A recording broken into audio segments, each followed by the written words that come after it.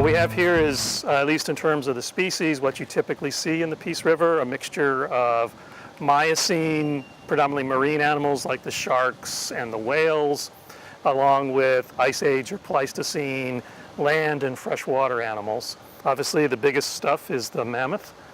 3 fairly complete thoracic vertebrae. These are the attachment points for the ribs. I don't know if have you tried to articulate them, play around with them, or just too fragile. Too fragile. Okay, well, you play with it. No, we'll once we get the fumigation done and they're back here at the museum, we will impregnate them with a hardener. It's a kind of a dissolved glue that will soak into the bones, and the solvent will evaporate and leave the glue penetrating deep inside the bones, and hopefully that'll stabilize it, keep them from crumbling and breaking any further. It's, you know, kind of strange, but they've been sitting in relatively constant moisture and chemical conditions for thousands of years, and so they remain fairly stable. Once they get close to the surface, though, they begin to break down.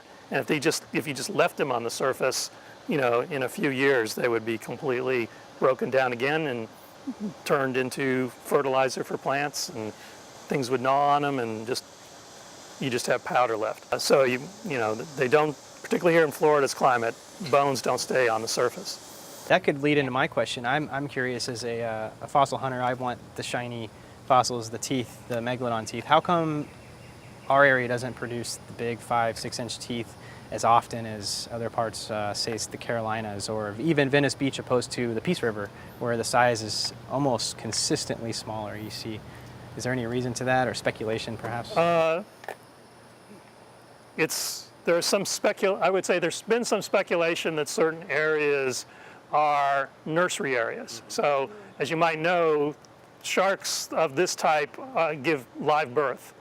And so the young sharks come out and they have to sort of live in somewhat of a protected area because the other big sharks would eat them.